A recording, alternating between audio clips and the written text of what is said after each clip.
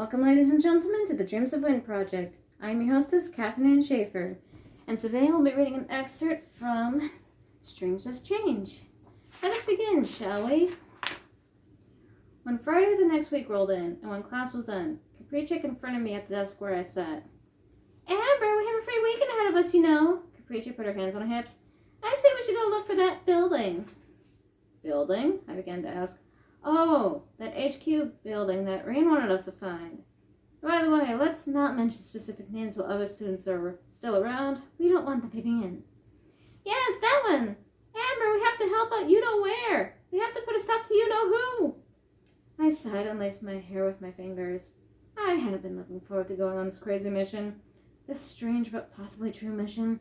What other option was there? Besides, the sooner we investigated, the sooner we could either discover this to be a hoax or discover this to be the real deal. And if it was the real deal, we'd eliminate the organization that much faster. All right then, you stubborn lass, I announced to her.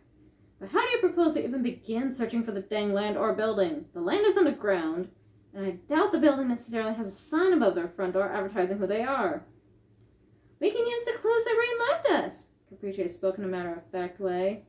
What clues? I don't remember Rain leaving us any clues. Remember how she said that the leader had a lightning-based you-know-what and how his followers had fire-based you-know-whats? They might be near a place where getting access to fire and lightning would be a cinch. I know it seems like a far stretch, and technically Rain didn't suggest that as a clue, but I feel in my gut that what she said there may have been an unintended clue of sorts.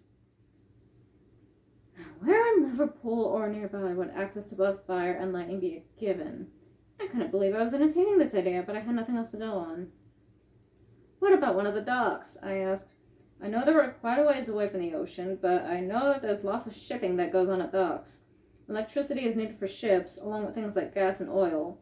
And I know that oil can catch fire, so maybe the followers could be stealing some oil or something to make fire for their tools. That actually makes sense, Clipchamp nodded.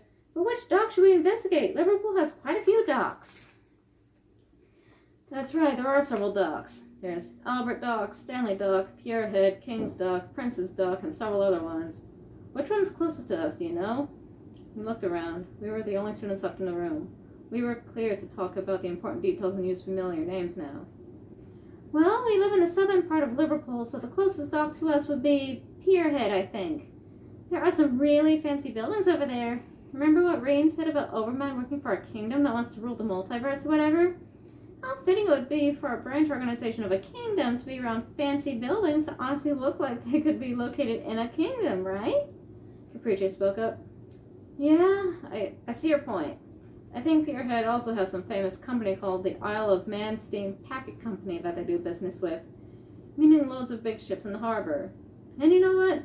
Overmind is attacking the underground realm of Parallel Terra, yes? What if the entrance to the underground realm was actually underwater?